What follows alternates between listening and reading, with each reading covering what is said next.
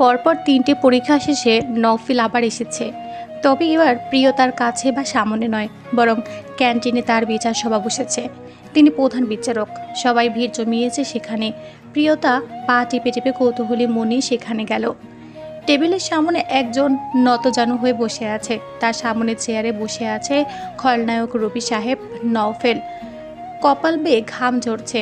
চেয়ারের সঙ্গে ঝুলিয়ে রাখা তার লেদারের জ্যাকেটটি, শার্টের হাতা গোটানো, বা হাত চিরুনির মতো চুলে চালান করতে তার প্রশস্ত কপাল নজর এলো। সেখানে ছোট একটা কাটা দাগ আছে। খামাত্ম হাতটা বেশ আকর্ষণীয় লাগছে, সঙ্গে ব্যায়ামপুষ্ট শরীর। প্রিয়তা মেনে নিল জনাব নওফিল মির্জা বেশ সুদর্শন পুরুষ। প্রিয়তার চোখ চতুর্দিকে পড়তে দেখলো কয়েকটা মেয়ে হাঁ করে চেয়ে আছে। ক্যান্টিনে আসার সময় মেয়েদের মুখে নওফিল নামটা শুনতে শুনতে এসেছে সে। আজ স্বচক্ষে দেখবে লোকটা কিভাবে বিচার করে। রূপ দর্শনে তো অর্ধেক দর্শক তা ভক্ত হয়ে যায়। আদৌ সঠিক বিচার করে তো? যে ছেলেটাকে ধরে আনা হয়েছে সে মেয়েদের ছবি নিয়ে অশ্লীল ভিডিও বানায়, পরে সেসব ভিডিও দিয়ে ব্ল্যাকমেল করে। তুহিন না ভালো মতো সাহায্য করেছে, তবুও ফোনের পাসওয়ার্ড বলেনি। ভেতরে সকল ডেটা ডিলিট করতে হবে। অন্য কোথাও ডেটা থাকলে সেটাও মুছতে হবে। তাই সবাই নওফিলকে অনুরোধ করছে আসার জন্য। প্রিয়তা চোখ মুখ কুঁচকে বলল, ক্রাইম করেছে পুলিশ ডেকে ধরিয়ে দিলেই তো হয়, ওনাকে ডেকে দাম বাড়ানোর কী আছে? পাশ থেকে এক মেয়ে বলল, পুলিশে দিলে লাভ হবে না, আগে দুবার জেলে গেছে, ফিরে এসে আবারও শুরু করেছে এসব। ও, নওফিল শান্তভাবে বলল, তোর পছন্দের ফিল্ম আমার হাতে এখনও সবগুলো এসে পৌঁছায়নি। এখানে 3-4টা আছে, তোর দুটো বোনের, ভাবির আর মায়ের। আগে তুই দেখ, তারপর তোর ফোন দিয়ে যেভাবে বাকিদের ভিডিও পোস্ট করিস সেভাবে পোস্ট করা হবে। সিয়াম হ্যাকার ডেকেছিস না? সিএম তাল মেলালো, জি ভাই আসছে, রাস্তায় আছে। আচ্ছা ওকে দেখাওগুলো, কিন্তু খবরদার তুই নিজে দেখবি না, নয়তো তোর গার্লফ্রেন্ড আবার হাসপাতালে যাবে আর দোষ হবে আমার। সবাই হেসে উঠল, অহনা নিজেও হাসছে। প্রিয়তার ব্যাপারটা ভালো লাগলো না। যে বা যারা এগুলো দেখে বা বানায় তাদের কাছে চেহারা আসলে গুরুত্ব পায়। হয়তো তারও সম্মান যাওয়ার ভয় আছে, কিন্তু সে জানে যে নওফিলের মতো মানুষ এমন কাজ করবে না, যতই ভয় দেখাক না কেন। ছেলেটা পাসওয়ার্ড বলল, নভের ভিডিও বন্ধ করতে বলে, তুহিনকে সকল ডেটা ডিলিট করতে বলল। প্রিয়তা ভ্রু কুচকে বলল, ইজিটিক্স, উচিত ছিল ছেলেটার চোখ উপড়ে ফেলা আর হাত কেটে নেওয়া, যাতে দ্বিতীয়বার এসব করার সুযোগ না পায়। পাশের মেয়েটা অবাক হয়ে বলল, তুমি একটু আগে এসেছো না? প্রিয়তা ছাড় দিয়ে বলে, হ্যাঁ কেন? নফিল ভাই এই সেম কথা বলেছে, ভিডিওগুলো দেখিয়ে পোস্ট করে ওর চোখ উপড়ে ফেলবে আর হাত কেটে ফেলবে। প্রিয়তা আতকে উঠে বলল, কি সাংঘাতিক কথাবার্তা, কেউ কিছু বলবে না এমন করলে? না, কেন বলবে? ও যা করেছে তার জন্য এটা তো খুবই কম, ওকে তো আরও শাস্তি দেওয়া উচিত। ওর জন্য দুটো মেয়ে সুইসাইড করেছে। তাহলে ঠিক আছে, আইনের আওতায় এনে এসব কাজ করলে ভালো হয়। বেআইনিভাবে করলে হিসেব দেওয়ার ব্যাপার আছে। এতগুলো চোখ, এতগুলো সাক্ষী, মুখ খুললেই নফিল সাহেব টাটা বাই বাই। তুমি কি নতুন? না তো, এবার 3rd ইয়ারে। কেন বলো তো? তাহলে এটা জানো না, নফিল ভাইয়ের ইশারা অনেক কিছু হয়। ওনার চুলও বাঁকা করতে পারবে না কেউ, ওনার এত পাওয়ার। গত 7 বছর ধরে এই ভার্সিটিতে পলিটিক্স করছে, বাইরে অনেক নামডাকও আছে। আর দেখো উনি কি কিউট, একদম বাচ্চাদের মতো। কে বলবে উনি এত ডেঞ্জারাস? প্রিয়তা সরু চোখে তাকিয়ে বিড়বিড় করে বলল, বাচ্চাদের মতো? যে কোনো সময় বাচ্চার বাপ হয়ে যাবে। আর কিউট? এই চেহারা কিউট দেখে তো লাভা মনে হয়। অনর্গল আগুন চলছে। এর মধ্যে সিয়াম নফিলের কানে প্রিয়তার খবর জানালো। শোনামাত্র নফিল প্রিয়তার দিকে তাকায়। সঙ্গে সঙ্গে সমস্বরে কয়েক তরুণীর চাপা কণ্ঠ, এদিকে তাকিয়েছে। কে তাকিয়েছে? প্রিয়তা দেখার জন্য সামনে তাকাতেই দেখলো নফিল চোখ রাঙিয়ে তাকিয়ে আছে। প্রিয়তা সে দৃষ্টি পরোয়া না করে পাশের মেয়েটার সঙ্গে কথা বলায় ব্যস্ত। কথায় কথায় জানতে পারে তারা ব্যাচমেট, কিন্তু ডিফারেন্ট ডিসিপ্লিনের। আস্তে আস্তে দেখা গেল নফিলের রাগও কমে আসছে। যথাসম্ভব নিজেকে শান্ত করে পরবর্তী নির্দেশ দিয়ে জ্যাকেট নিয়ে ক্যান্টিন থেকে বেরিয়ে গেল সে। কয়েক মুহূর্ত বাদে প্রিয়তার ফোনে কল আসে, অপরিচিত নাম্বার। প্রিয়তা রিসিভ করে স্বভাবসুলভভাবে সালাম দিয়ে প্রশ্ন করে, কে বলছেন? 3 মিনিট সময় দিলাম, দ্রুত আমার কাছে আসো, ভার্সিটির পেছনে গাড়ি নিয়ে অপেক্ষা করছি। 3 মিনিট? আমি কি ট্রেন নাকি? অন্তত 5-6 মিনিট তো দিন। 2 মিনিট 53 সেকেন্ড। প্রিয়তা ফোন না কেটে দৌড় লাগালো। পাশের মেয়েগুলো জিজ্ঞেস করে সে দৌড়ে কোথায় যাচ্ছে। প্রিয়তা বলার সুযোগ পেল না, শুধু বলল এক সিংহের গুহায়। যদি সত্য বলতে পারতো তাহলে মেয়েগুলো জানতো তাদের প্রিন্স চার্মিং একজন অপ্রেসর, রীতিমতো মানুষকে ডেকে নিয়ে টর্চার করে। হোক সেটা মেন্টালি টর্চার তো টর্চারই। ওদিকে ফোনের ওপাশ থেকে উত্তর শুনে হাসল নওফিল। যাক, মুরগি থেকে এক ধমকেই সিংহে উঠে এসেছে তার পদ। এই পদ গৌরব হারানো যাবে না। প্রিয়তা এলো 4 মিনিট 57 সেকেন্ড পরে। এসে গাড়িতে হেলান দিয়ে হাঁপাচ্ছে সে। এদিকে তেমন কেউ নেই, 2-1জন পথচারী ছাড়া। নভেল কোল্ড ড্রিঙ্কস এগিয়ে দিয়ে বলল, 1 minute 57 second late. Next time সময়ের সাথে আসার ব্যবস্থা করে দেবেন। মানে কোলে চড়তে যাচ্ছ? আশ্চর্য, এত ভালো ভালো মানুষ রেখে আপনার কোলে চড়তে চাইবো কেন? কারণ একিউরেট টাইম বলা ও কাজটা শেষ করা কেবলমাত্র আমার পক্ষে সম্ভব। এখন গাড়ি ঘোড়া তো সাথে নিয়ে ঘুরতে পারবে না, তাদের তো আর কূটনীতি দিয়ে বাঁধনি, বেঁধেছ তো আমাকে। তাই যত জ্বালা সব আমার। মেয়েটা নাকচ করে দিলে তো মিটে যায়। হ্যাঁ, পরে যাতে আমাকে বাড়ি থেকে বের করে দেয়। নিজে তো বাড়ি নেই, বরের বাড়ি গিয়ে উঠবে। আমি কোথায় যাব? আপনারা তো ফ্যান ফলোয়ার কম না, যে কারো বাড়ি ঠাঁই পেয়ে যাবেন। তুমি দেখছি আমাকে ক্যারেক্টারলেস হওয়ার জ্ঞান দিচ্ছ। আরে নামে হলো তো হবু স্বামী হই, এইটুকু সম্মান তো আমার প্রাপ্য। নিজে এমন করে বলছেন, একটু পরে গিরগিটির মতো রক বদলে যাবেন। তোমাকে আমার পছন্দ না, বউ হওয়ার চেষ্টা করো না, ব্লা ব্লা ব্লা। নফিল আগে কিরমির করে উঠল। তুমি ভালো কথার মেয়ে নও। তোমাকে বলেছিলাম শব্দ প্রয়োগে সচেতন হতে, পরীক্ষা শেষে সোজা হলে ফিরতে। ক্যান্টিনে কি করছিলে, কেন গিয়েছিলে? প্রিয়তা চুপসে গেল। গিরগিটি তার আসল রূপ দেখিয়ে দিল, তাই আমতা আমতা করে বলল, দেখতে। কি দেখতে? দেখতে না, খেতে। খেতে গিয়েছিলাম। নফিল এবার নিজেকে স্বাভাবিক করে নরম সুরে বলল, খেয়েছো? সুযোগ দিয়েছেন? নফিল গাড়ির দরজা খুলে বলল, চলো, আমিও খাইনি। প্রিয়তা ছ্যাদ করে উঠল, আপনার সাথে কেন যাব? আমার টাকার অভাব আছে, নিজে কিনে খেতে পারি না। আপনার টাকার খাবার আমার হজম হবে না, তাই আমি যাব না। Is it clear? নফিল প্রিয়তাকে জোর করে টেনে গাড়ির ভেতরে বসিয়ে বলল, ওকে, আমি খাবো, তুমি বসে বসে দেখবে। খেতে হবে না, কিন্তু এই মুহূর্তে তুমি আমার সঙ্গে যাবে। নো মোর ওয়ার্ডস প্রিয়, চুপচাপ বসো। গাড়ি চলছে আপন গতিতে, ভেতরে পিনপত নীরবতা। প্রিয়তার এমন নীরব পরিবেশ ভালো লাগে না। নফিল স্পিড বাড়িয়ে দিল, ধীরে ধীরে তো বেড়েই চলছে। এবার ভয় পেল প্রিয়তা। গাড়ির বেগের সাথে ভয়ের চিন্তার বেগও বাড়ছে। চুপ থাকতে না পেরে সে বলে বসল, মাথা খারাপ হয়ে গেছে, স্পিড কমান। তোমার জন্য রাগ হচ্ছে, আমার রাগ বাড়লে স্পিড কমিয়ে গাড়ি চালাতে পারি না। যদি রাগ কমাতে পারো তাহলে স্পিড কমবে, নয়তো আজ কিছু একটা ঘটে যাবে। প্রিয়তা দ্রুত সিট বেল্ট চেপে ধরল। কিছু ঘটবে মানে? আমি এত দ্রুত আর আপনার কারণে একদমই মরতে চাই না। স্পিড বাড়ছে। নভেলের চেহারাও আগের তুলনায় শক্ত হলো প্রিয়তার কথা শুনে। সেটা লক্ষ্য করে প্রিয়তা চেঁচিয়ে উঠল, কি করলে রাগ কমবে? দ্রুত বলুন, এমন কিছু বলো বা করো যা শুনলে দেখলে রাগ বাড়বে না। প্রিয়তা কাঁপতে কাঁপতে বলে, স্পিড একটু কমান, গান শোনাবো। ভয় তো কথাই বের হচ্ছে না গলা দিয়ে। গান কি করে বের হবে? স্পিড কমান। স্পিড একটু কমে আসতেই প্রিয়তা সোজা হয়ে বসে জোরে জোরে শ্বাস নেয়। এরপর রক্তচক্ষু নিক্ষেপ করে নফিলের পানে। নফিল ততক্ষণাৎ বলল, চোখ রাঙাচ্ছ? গুড, এতে রাগ তত্তর করে বাড়বে মনে হচ্ছে। Nice try. না না, সরি সরি। প্রিয়তা নিজেকে সামলে শান্ত করে গলা ছেড়ে গাইতে আরম্ভ করলো।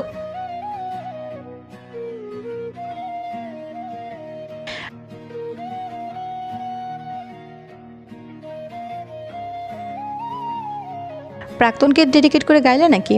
এত দুঃখ কেন গলায়? গাড়ির স্পিড কমে এসেছে দেখে প্রিয়তা দুশ্চিন্তা মুক্ত হলো। নফিলের কথাটা তার কর্ণকুরহায় পৌঁছায়নি। সে নিশ্চিন্তে সিটে মাথা লাগিয়ে দিয়ে বুকে ভরে শ্বাস নিচ্ছে।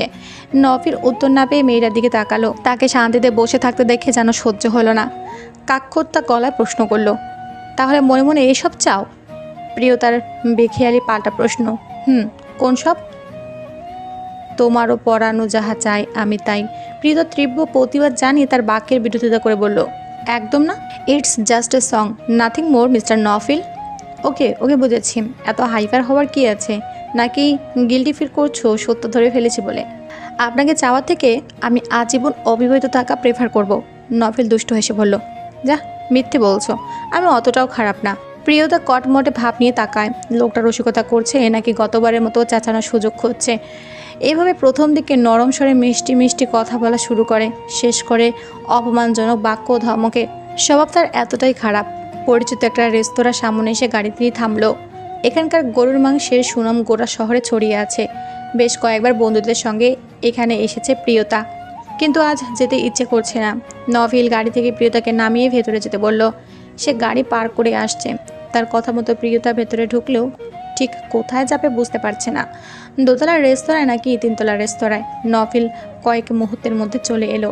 প্রিয়তার নরম হাতটা নিজের শক্ত হাতের মুঠোয় চেপে ধরে বলল, তোমার সব কাজ থেমে থেমে করার হ্যাবিট আছে নাকি? দ্রুত এসো। প্রিয়তা হাত ঝাড়া দিতে নভিল আরও শক্ত করে ধরে বসলো হাতটি। আশেপাশের মানুষ দেখছে, কোনো ধরনের সিন ক্রিয়েট করা উচিত হবে না। তাই এবার আর বাদ সাধল না প্রিয়তা। চুপচাপ নওফিলের সঙ্গে হাতে থাকলো। তিনতলায় পরিচিত রেস্তোরাঁয় সকলে পরিচিত হওয়ায় কিছুটা হেনস্থা হতে হলো। সবাই এসে শুভকামনা জানাচ্ছে। এক কাস্টমার সম্ভবত নওফিলে পরিচিত। সে এসে বলে বসলো, ভাবি জিতেছেন। একটা গোপন কথা বলি, এতগুলো বছর ধরে ভাইকে চিনি। আপনার আগে আর কাউকে ভাই এখানে আনেনি। ক্যাম্পাসেও কোনো মেয়ে ঘটিত ঘটনা ঘটেনি। 4 বছর ভাইয়ের সঙ্গে কাটিয়েছি। সব মেয়েকে ভাই মাছি তাড়ানোর মতো তাড়িয়েছে। আর তখন লজ্জায় মাটির সাথে মিশে যেতে ইচ্ছে করছিল প্রিয়তার। নভিল গলা খাকারি দেওয়ায় ছেলেটা চলে যায়। মুখোমুখি বসেছে দুজন। খাবার অর্ডার করে নভিল ভাত, মাংস, বোরহানি, বিরিয়ানি। প্রিয়তা চোখ মুখ কুঁচকে বসে আছে। খাবার এলে নভিল একাই খেতে শুরু করে। মাঝে মধ্যে অবশ্য প্রিয়তার দিকে তাকাচ্ছে, কিন্তু তাকে খেতে বলছে না। প্রিয়তা শেষে রাগ করে নিজেই খেতে শুরু করলো। সে স্বেচ্ছায় আসেনি, তাকে জোর করে আনা হয়েছে। নয়তো সে এখন নিজের রুমে বসে ঠিকই পেটের ক্ষুধা মেটাতে পারত। কারোর বলার জন্য অপেক্ষা করতে হতো না। নভিল সবটা দেখেও নির্বিকার। প্রিয়তাকে কিছু বলার জন্য ডেকে এনেছে সে। ক্যান্টিনে প্রিয়তাকে দেখে আজ প্রথমবারের মতো ঘাবড়ে গিয়েছিল নভিল, যেটা সে কখনো চায়নি। মেয়েটা ওর জীবনের সাথে জুড়ে নানা পরিবর্তন দেখা দিচ্ছে। ইদানিং মেয়েটার জন্য বেশ চিন্তা হচ্ছে। রাত দিন মেয়েটার পাহারায় সিয়ামদের রাখলেও নিজের চোখে না দেখলে মনের ভেতর কেমন তোলপাড় শুরু হচ্ছে। তবে কথা বলার বিষয় এটা নয়। বিষয়টা তার ফুফু ও প্রিয়তার মেজো চাচাকে নিয়ে। এটার দীর্ঘ তদন্ত করছে নভিল। প্রিয়তা কতটুকু জানে সেটাও জানতে হবে। ও বাড়িতে কে কতটুকু জানে সেটা বুঝতে হবে। দুবাড়িতে কে বা কারা বিষ ঢালছে তা শনাক্ত করতে হবে। ক্ষুদ্র একটা বিষয় নিয়ে এমন রক্তারক্তি যুদ্ধ হওয়াটা কাকতালীয় ব্যাপার না। এই রেষারেষি ততদিন নির্মূল হবে না যতদিন না এরা নির্মূল হয়। গ্রামে তেমন না থাকার কারণে নওফিল সকল তথ্য থেকে বেখেয়াল ছিল, কিন্তু প্রিয়তা গ্রামের বাড়িতে থাকতো। তার কাছে কোনো না কোনো তথ্য নিশ্চয় থাকবে। খাওয়া শেষে টেবিল পরিষ্কার করে 2 গ্লাস পানিও দিয়ে গেল ছেলেটা। পানীয় অতিরিক্ত ঠান্ডা হয়। প্রিয়তা এক চুমুক পান করে রেখে দিল। নওফিল পুনরায় ছেলেটিকে ডেকে নর্মাল পানীয় আনতে বলে। এবার প্রিয়তা পানীয় পান করে নওফিলের দিকে তাকায়। সে চেয়ারে হেলান দিয়ে বুকের ওপর 2 হাত কুঁচে বসে আছে। তাকে দেখে মনে হচ্ছে সে অপেক্ষা করছে প্রিয়তার খাবার শেষ হওয়ার। মুখভঙ্গি বেশ গম্ভীর, গুরুত্বপূর্ণ কিছু বলবে নিশ্চয়ই। নওফিল টিস্যু এগিয়ে দিয়ে বলল, নতুন গোঁফটা মুছে ফেলো। প্রিয়তা ভ্রু কুটে করে তাকায়। নওফিল হেসে বলল, সবসময় কুচকানো চোখ মুখের এক্সপ্রেশন কেন দাও? এত সুন্দর চেহারা, কোথায় ভালো ভালো এক্সপ্রেশন দেবে তা না। আপনার সামনে ভালো এক্সপ্রেশন আসে না। নওফিল ক্ষুব্ধ চোখে তাকায়। প্রিয়তা তৎক্ষণাৎ বলে, আপনারও তো একটা এক্সপ্রেশন, কিছু হলেই রাগে চেহারা লাল হয়ে যায়। দেখে মনে হয় অনায়াসে সামনের মানুষটিকে কাঁচা চিবিয়ে খেতে পারবেন। তোমাকে চিবিয়ে খেতে হলে খাবার উপযোগী করে তবে খাবো। চিন্তা করো না, উপযুক্ত হওয়ার পর্যাপ্ত সময় পাবে। প্রিয়তা মুখ বাঁকালো। নওফিল সরাসরি মূল প্রসঙ্গে চলে আসে। আমার ফুপি তোমার চাচার জন্য আত্মহত্যা করেনি প্রিয়। জানি, চাচু বলেছে আমাকে। আপনার ফুপি অন্য একজনকে পছন্দ করতেন। বাড়ি থেকে তাদের দুজনকে পারিবারিকভাবে বিয়ে দিতে দাদুরা 2 পরিবারের সম্পর্ক গভীর করতে চেয়েছিলেন। তাই চাচু আর আপনার ফুপি প্ল্যান করে বিয়ে ভাঙার চেষ্টা করে। প্রথম 2টি প্ল্যান ব্যর্থ হয়। শেষে প্ল্যান ছিল চাচু মেয়ে চাচিকে বিয়ে করবে, আর পাত্রের অভাবে যখন হই হই পড়ে যাবে তখন আপনার ফুপির প্রেমিক সিনেমাটিকভাবে বিয়ের প্রস্তাব দেবেন। আগেরকার মানুষ দারুণ স্মার্ট ছিল। আমি এমন টাইপের একটা সিনেমা দেখেছি মনে হয়। প্ল্যান মোতাবেক চাচু বিয়ে করে এসে আপনার ফুফির আত্মহত্যার কথা জানতে পারে। সবাই সরাসরি চাচুকে দোষারোপ করে ঘটনার সত্যতা জানার পরিবর্তে। ব্যাস, কাহিনী এখান থেকে শুরু। দিনের পর দিন মানুষের সলা পরামর্শ তাদের ক্রোধ ও প্রতিশোধের আগুনে ঘিয়ের ন্যায় পড়েছে আর দাও দাও করে চলছে। আমি বুঝি না এই দুই পরিবারের ভালোয় এত দ্রুত নজর লেগে গেল কেন। যতটা গল্প শুনেছি তার কিছুই দেখতে পেলাম না। তবে কথা হচ্ছে, আমি গ্রামে থাকতে আপনাকে দেখিনি, কারণ আপনি শহরে থাকতেন। কিন্তু আপনি নিশ্চয়ই আমাকে দেখেছেন। তবু আপনার জন্য ভার্সিটিতে এসেই র্যাগ খেতে হলো কেন? আপনি না দুধ ধোয়া তুলসী পাতা? জানেন, সেই র্যাগের জের এখনও আমাকে বয়ে বেড়াতে হয়। আমার ক্লাসমেটরা হচ্ছে আপনার চামচা, সুযোগ পেলেই আমাকে আস্ত গিলে খেতে আসে। একে তো এসব ঝামেলা, তারপরও নতুন করে আপনি জ্বালাতন শুরু করেছেন। ট্রাস্ট মি, পরিবারের খাতিরে বিয়েটা করতে যাচ্ছি। প্রয়োজন পড়লে আমরা ডিভোর্স নিয়ে নেব যখন সব ঠিক হয়ে যাবে। কিন্তু ভার্সিটিতে এসে আমার আশেপাশে ঘুরঘুর করবেন না প্লিজ। নওফিল অবাক হয়ে বলল, তোমাকে কখন র্যাগ দিলাম? আমাকে দিয়ে গান গাইয়েছিলেন মনে নেই? তাও দুবার। কতজনকে ধরেই তো গান শুনেছে তুহিনরা, তুমিও ছিলে খেয়াল করিনি। তাছাড়া গ্রামে থাকাকালে তোমায় আমি দেখেছি বলে মনে পড়ছে না। বাড়ি থেকে বের হও না বোধ হয়, নয়তো মেহেকদের সাথে তোমায় ঠিক দেখতে পেতাম। 1 মিনিট মনে পড়েছে, মাথায় ঘুমটা টানা মুরব্বিটা তুমি ছিলে? হ্যাঁ, যাকে লম্বা সালাম দিয়েছিলেন আপনি। আমি প্রত্যুত্তরে সালামের জবাব দিয়ে বলেছিলাম, দীর্ঘজীবী হও বাছা। নওফিল হেসে বলল, অলমোস্ট 18 বছর গ্রামে থাকার পর পরিচিত হলাম বিয়ের ঘটনায়। অবিশ্বাস্য ব্যাপার। তারপর বলো, কেমন লাগছে এমন হ্যান্ডসাম বর পেয়ে? ডিটেলে অনুভূতি জানাও। জঘন্য। Same to you. দেখো, মানুষ হিসাবে আমার যেটা করা উচিত ছিল, মানবিকতার খাতিরে সেটুকু করেছি। বারবার সাবধান করার পরেও বিয়েটা যখন করবে তখন কি আর করার। প্রভৃতির ঝামেলাটা সমঝোতার সঙ্গে সমাধান করতেই দুজন একে অপরের সহযোগিতা প্রয়োজন। আজকের পর থেকে কোনোরূপ বিবাদ না করে নতুন করে সবটা শুরু করতে চাচ্ছি। তোমার কি মতামত? আপনি ভালো হলে আমাকে ভালো পাবেন, আর খারাপ হলে কি করবে তুমি?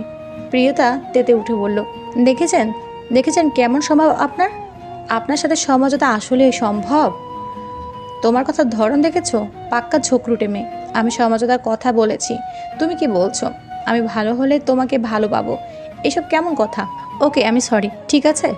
নওফিল কোল্ড ড্রিঙ্কসে গলা ভিজিয়ে ঠোঁট টিপে স্বল্প স্বরে বলল, গুড গার্ল। প্রিয়তাকে হলে পৌঁছাতে নওফিল। প্রিয়তা গাড়ি থেকে নামার আগে নওফিল কোমল স্বরে বলল, যেহেতু আমাদের মাঝে সমঝোতা এসেছে, সুতরাং ভীত হওয়ার যে অভিনয়টা করছো, সব জেনেও নাচারা ভান করছো, এড়িয়ে চলছো, অনর্থক আলাপে আমাকে ব্যস্ত রাখছো, এসব বন্ধ করা উচিত। প্রিয়তা শব্দ করে গাড়ির দরজা লাগিয়ে বলল, মেলোড্রামা আমি আপনার থেকেই শিখেছি। তবে এ বিষয়ে আপনার সঙ্গে একমত আমি। পরিবারের জন্য আপনার সঙ্গী হতে রাজি, তাই আমি যেমন এবার তেমনই দেখবেন। আশা করছি খুব একটা হতাশ হবেন না। আসছি। নওফিল হেসে উঠল। প্রিয়তার চোখের আড়াল হতে নওফিলের চেহারা গম্ভীর হয়ে স্টিয়ারিংয়ে হাত ঘুরিয়ে বলল, পুরোটা কেন বললে না প্রিয়? আমাকে সাহায্য করতে চাইছো না, নাকি বিশ্বাস করতে পারছো না? অথচ আমি তোমার বলা প্রতিটা অর্ধসত্য বিশ্বাস করতে শুরু করেছি। এটা অনুচিত প্রিয়, তবে সঙ্গ পেতে সব সহ্য করে নেব। পরশু মেহেকের বিয়ে। প্রিয়তার বিয়ে আরও কিছুদিন পর আলাদাভাবে দিতে চেয়েছিলেন ইউনুস সাহেব, কিন্তু সাফায়াত সাহেব যত দ্রুত সম্ভব পুত্রবধূকে নিজের বাড়িতে নিয়ে যেতে চান। আনুষ্ঠানিক বিয়ের পরে হলেও চলবে। আপাতত কলমা দিয়ে ঘরোয়াভাবে বিয়ে হোক নওফিল ও প্রিয়তার, সবাই এই প্রস্তাবে রাজি হয়েছে। আজ নওফিলদের সঙ্গে বিয়ে শপিং করতে যাবে ওরা। প্রিয়তা, মেহেক, নওফিল, সাইদ ও মৃদুল নওফিলের গাড়িতে বসেছে। পেছনের দুটো গাড়িতে বাকিরা। পুরো পথ গাড়িতে কবরস্থানের মতো নীরবতা বিরাজ করছে মৃদুল ও সাইদের মধ্যকার দ্বন্দ্বের কারণে। বাকিরা সেটা পুনরায় আরম্ভের সুযোগ দিতে চায়নি। শাড়ির দোকানে বসে শাড়ি দেখছে প্রিয়তা। নওফিলের এসব কেনাকাটার অধ্যায় পছন্দ না। মহিলা মানুষ 10 দোকান ঘুরে দুটো জিনিস পছন্দ করে, সেটার দর কষাকষি করে 2 ঘন্টা ধরে। এটা চরম বিরক্তিকর বলে ধারণা নওফিলের। গরম পড়তে শুরু করেছে। এত মানুষের ভিড়ে গরমের নাভিশ্বাস উঠে যাচ্ছে প্রিয়তা ও মেহেকের। দুই বোন কোনোরকম টুলের ওপর বসে দোয়া করছে দ্রুত এসব শপিং শেষ হওয়ার। 3.5 ঘন্টা পর সবার সব কিছু কেনাকাটা শেষ। এবার বর ও বধূর পোশাক কেনার পালা। নওফিলের অনুপস্থিতিতে সেই কাজে আটকে ছিল।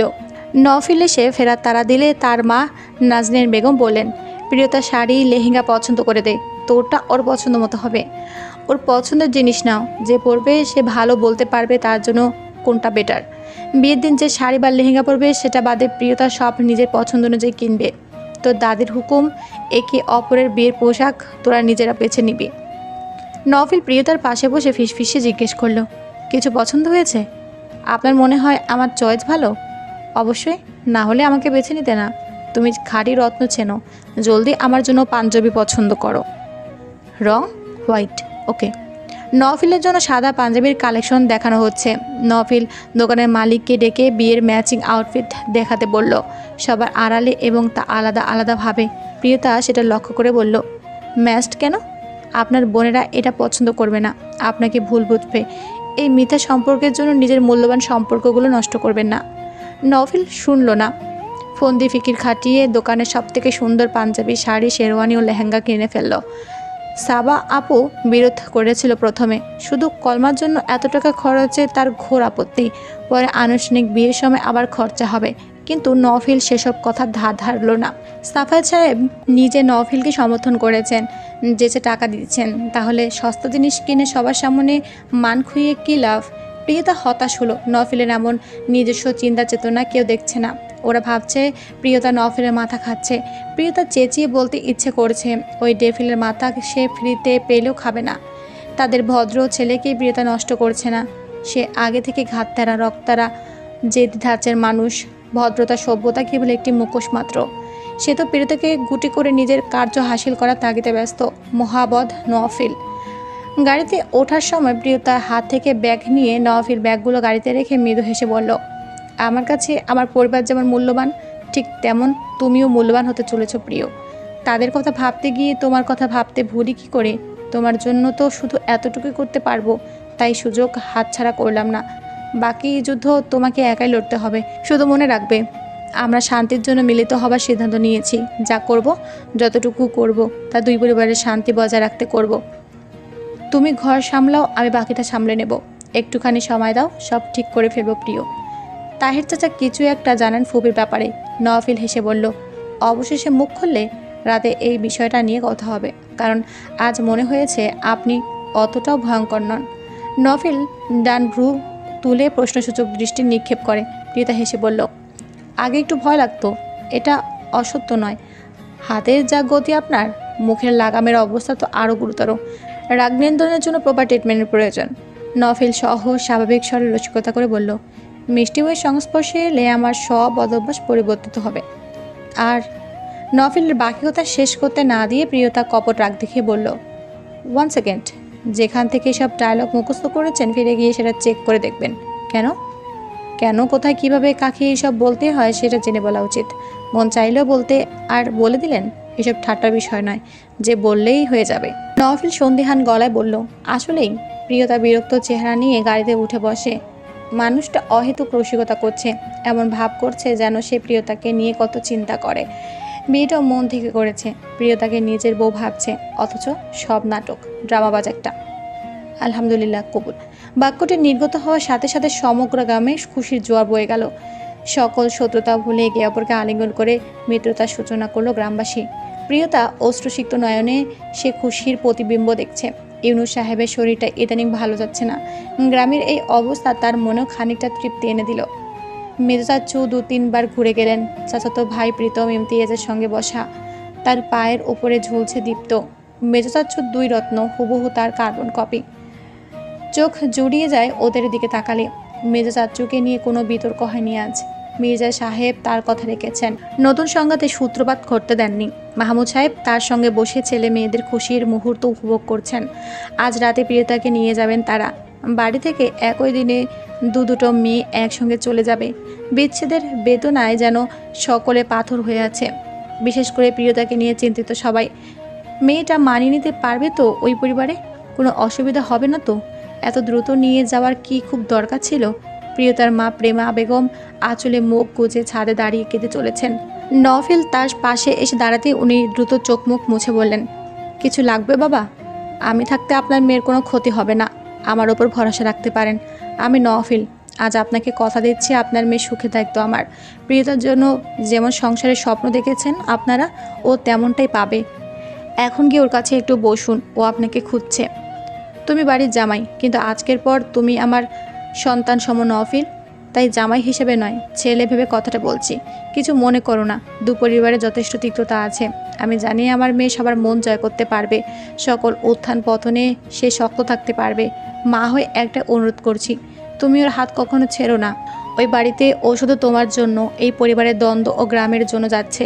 মুখে না বললেও ও সবসময় তোমাকে পাশে চাইবে। আমার বড় মেয়েটার রাগ অনেক, কিন্তু প্রকাশ করে না। নিজেকে কষ্ট দিয়ে রাগ কমায়। কেউ জোর করে না খাওয়ালে খায় না, অতিরিক্ত পরিশ্রম করে নিজের শারীরিক অসুস্থতা ডেকে আনে। তখন ওর একটু খেয়াল রেখো। ও হয়তো নানা কথা বুঝে না বুঝে বলে, সব কথা ধরে মেয়েটাকে ভুল বোঝো না। এ বাড়ির প্রতি ওর ভালোবাসা বেশি, হয়তো তর্কে জড়িয়ে যাবে। তখন ওকে একটু বুঝিয়ে মানিয়ে চলতে সাহায্য করো। প্রতি মাসে না হোক 3-4 মাসে পর পর মেয়েটাকে সাথে নিয়ে এ বাড়িতে এসো। ওকে এক নজর দেখার জন্য সকলে ছটফট করবে।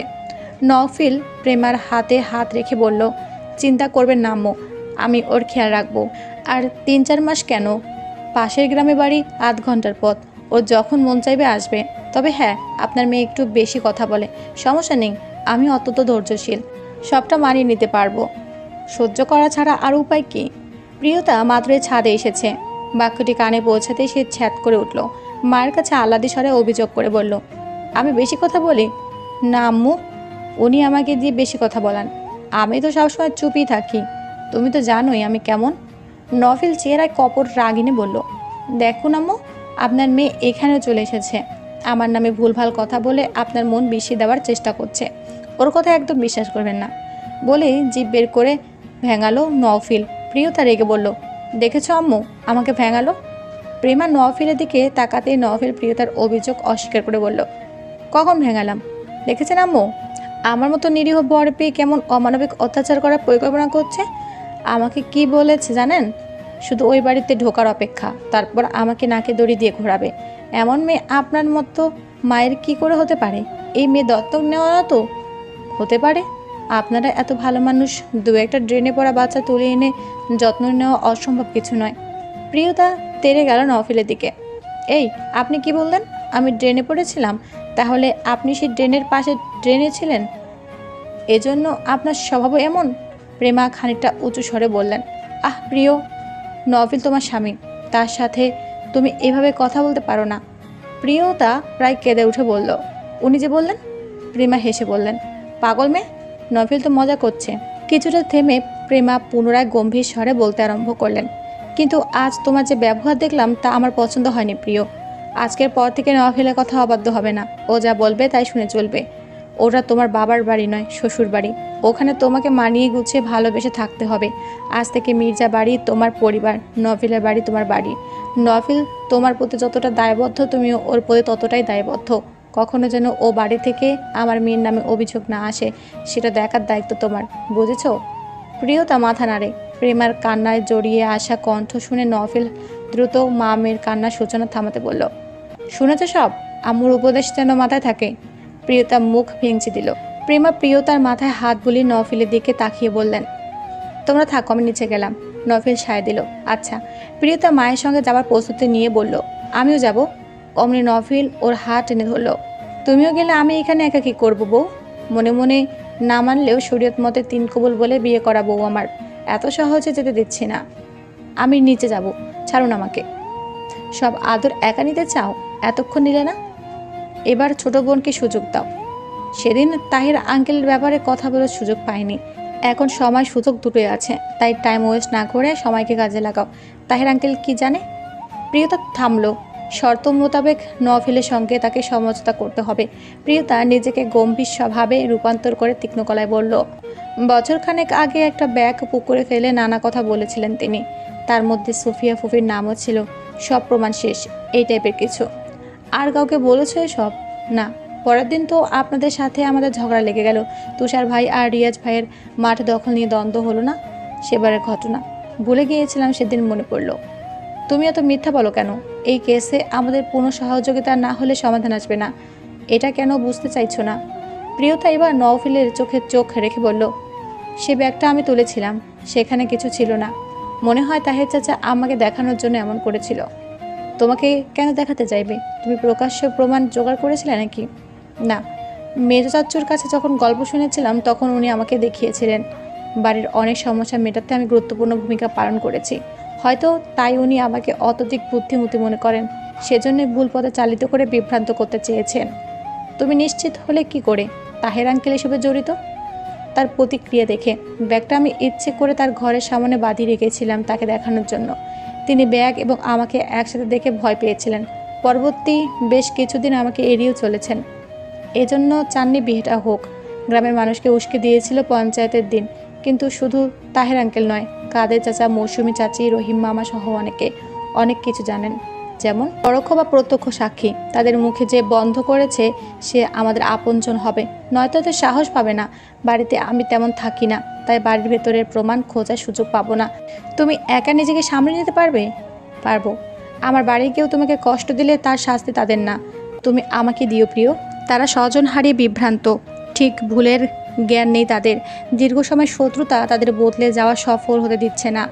যখন সব ঠিক হয়ে যাবে তখন তুমি বুঝতে পারবে ওরা অতটা খারাপ না যতটা দেখছো। আপনি কি নিজের পরিবার নিয়ে শঙ্কিত? আমার জন্য ভয় পাচ্ছেন যে আমিও পাল্টা প্রতিশোধ নিতে পারি, তাদের ক্ষতি করতে পারি? চিন্তা তোমাকে নিয়ে। সব নিজের মধ্যে রেখে একা কষ্ট না পেয়ে আমাকেও সেই অনুভূতিতে সামিল হতে দাও। এর থেকে বড় শাস্তি আমার জন্য আর কিছু হতে পারে না। স্বামী না ভাবলেও বন্ধু ভেবে আমাকে এই সুযোগটা দাও প্রিয়। হতে পারি, একটি শর্তে। কি শর্ত? প্রিয়তা দুষ্ট হেসে বলে। আমাকে নির্ভুল ভেবে যতটা জ্বালিয়েছেন তার জন্য মন থেকে ক্ষমা চান। অবশ্যই শুকনো সরিতে আমি মাফ করব না। দামি কিছু পেলে মাফ করলেও করতে পারি। নফিল ভাবার চেষ্টা করে। দামি কিছু? বাপের সম্পত্তি লিখে দেওয়া পসিবল না, আমার নামে এখনো হয়নি। তারপর আমি বেকার মানুষ, রাজনীতি করতে গিয়ে শুধু ব্যয় করেছি, আয় এক আনাও হয়নি। গোটা আমি ছাড়া আর কিছু নেই ম্যাডাম। এই আমিটাও বড্ড মূল্যবান, বেশ দামি। নিতে চান আমাকে? চাইলে নির্দ্বিধায় বলুন, দিয়ে দিচ্ছি। প্রিয়তা চোখ ছোট ছোট করে তাকায়। নফিল গম্ভীর মুখে বলল, দুটো কিডনি, একটা হার্ট, দুটো চোখ, আর যা যা অর্গান আছে তা কি কম দামি মনে হচ্ছে?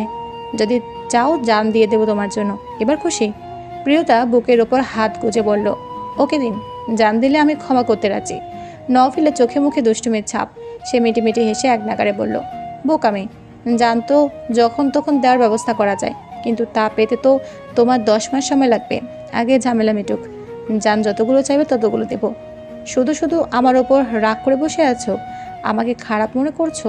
দেখছো আমি কতটা চিন্তাশীল তোমাকে নিয়ে। এখন ভাবো তবে কখন কিভাবে পেতে চাও। আমি তো তখন নিজে গিয়ে বাড়ির অবস্থা যাচাই করি। নভিল চলে যাচ্ছে। ওর দ্রুত বলা কথাগুলো অর্থ বুঝে রাগে জ্বলে উঠল প্রিয়তা। চেঁচিয়ে বলল, আপনি একটা অসভ্য নফিল। প্রত্যুত্তরে নফিলের ঠোঁটে ফুটল প্রশান্তির হাসি। স্বামীদের যতটা অসভ্য হতে হয় বউদের সামনে ততটা প্রকাশ করার সুযোগ পায়নি, তাতে প্রিয় রাগে জ্বলে যাচ্ছে। নফিলের প্রকৃত রূপ দেখলে মেয়েটা বাপের বাড়ি থেকে নড়বে বলে মনে হয় না। সমস্যা নেই, বাপের বাড়ি থাকুক বা শ্বশুর বাড়ি, আলাদা একটা ঘর হলেই সেটা যথেষ্ট নফিলের জন্য। বইয়ের রাগ ভাঙানোর টোটকা শাশুড়ি মায়ের থেকে কিছুটা জেনেছে, বাকিটা নিজে বানিয়ে নেবে। চিন্তা একটাই, নফিলের লাজুক প্রিয়তা সহ্য করতে পারবে তো? নফিলের বাড়ি সুন্দর করে লাইটিং করা হয়েছে। নফিলের ভাই বোনেরা আজ রাত জাগবে, সারা রাত চলবে আড্ডা, নাচ গান। নফিল এটা জেনে প্রিয়তাকে ফ্রেশ হওয়ার ব্যবস্থা করে দিতে চাইল। সাবা এসে প্রিয়তাকে নিয়ে গেল। নফিলের বউ আজ তাদের দখলে থাকবে। আগামীকাল রাতের আগে সে তার বউকে পাবে না, এটা স্পষ্ট ভাষায় জানানো হয়েছে। তাই বাড়ির উঠানে বসে সে পাখিদের আনন্দ দেখায় মুশকুল হলো। সবাই কত খুশি ওদের বিয়ের জন্য। এইভাবে যেন গ্রামটা হাসি খুশি থাকে সবসময়। প্রিয়তাকে নফিলের ঘরে পৌঁছে দিল সাবা এবং দ্রুত পোশাক বদলে নিতে বলল। প্রিয়তা নম্র গলায় জিজ্ঞেস করলো, আমার লাগেজ কোথায় আপু? জামা কাপড় সব ওটার ভিতরে। আলমারিতে তোমার জন্য জামা কাপড় কিনে রাখা হয়েছে, আমি একটা বের করে বিছানার উপর রাখছি, ফ্রেশ হয়ে পরে নাও। আচ্ছা। সাবা চলে যায়। প্রিয়তা ওয়াশরুমে ঢোকা মাত্র স্লিপ খেয়ে পড়ে গেল। মেঝেতে সাবান পানি, নাকে সাবানের গন্ধ এসে লাগতে প্রিয়তা বুঝলো সংসার তার কেমন হতে চলেছে। পায়ের ব্যথায় চোখে পানি চলে এসেছে। উঠে দাঁড়ানোর চেষ্টা করে প্রিয়তা, কিন্তু সক্ষম হলো না। পড়ে গিয়ে লেহেঙ্গা ভিজিয়ে ফেলেছে। ট্যাপ ছাড়তেই সেটা ভেঙে হাতে চলে আসে। আকস্মাৎ দুর্ঘটনা এভাবে ঘটে। সম্পূর্ণ ভিজে কোনো রকম ট্যাপ জোড়া দিল সে। এরপর আয়নার পাশে ঝোলানো একটা টি শার্ট দিয়ে বেঁধে ফেলল ট্যাপটি। চোখের পানি, অস্থিরতায় বেহাল দশা প্রিয়তার। কাউকে যে ডাকবে সে উপায়ও নেই। ভেজা শরীরে কোনো রকম ঘরে এসে বেজানোর ওপর সাধারণ 3 পিস দেখে বিপদে পড়ে গেল। সাবা ইচ্ছে করে এমন করেছে যাতে প্রিয়তা সাফায়াত সাহেবের প্রকোপে পড়ে। কোনো উপায় না পেয়ে ও নফিলকে ফোন করলো। প্রথমবার রিং বেজে কেটে গেল। পরপরই নফিল কল ব্যাক করে। প্রিয়তার কণ্ঠ স্বাভাবিক করে বলল, আমার লাগেজটা একটু নিয়ে আসবেন? পাঠিয়ে দিচ্ছি। প্রিয়তা আতকে উঠে বলল, না না, আপনি নিজে নিয়ে আসুন। আচ্ছা। মিনিট 5-এর মধ্যে নওফিল এসে পড়ে। দরজা কড়া নেড়ে প্রিয়তার নাম ধরে ডাকতে প্রিয়তার দরজা খুলে হাত বাড়িয়ে দিল। নওফিল গম্ভীর স্বরে বলল, এসেছি তখন ড্রেস বেছে দিয়ে সেটা পরিয়ে দেখে তারপর যাব। দরজা খোলো, ভেতরে ঢুকতে দাও। শাড়ি পরবো, আপনি যেটা পছন্দ করেছিলেন ওইটাই একেবারে দেখবেন, এখন দেখতে হবে না। নওফিল প্রিয়তার হাতে কালছেটের দাগ দেখতে পেল। বিকেলে এটা ছিল না। নওফিলের স্পষ্ট মনে আছে এই হাত কত যত্ন করে এনেছিল। মেহেদির রং ছাড়া এমন নীলচে দাগ গাড়িতে থাকাকালে দেখেনি সে। তাই চিন্তিত গলায় প্রশ্ন করলো, হাতে কি হয়েছে? প্রিয় দরজা খোলো। পরে, আমি ভেজা কাপড়ে আছি। নওফিল দরজা ঠেলে ভেতরে ঢুকতে ঢুকতে বলল, তোমার স্বামী আমি, কোনো পরপুরুষ নই। ভেজা কাপড় কেন? কাপড় ছাড়া দেখলেও সমস্যা হবে না।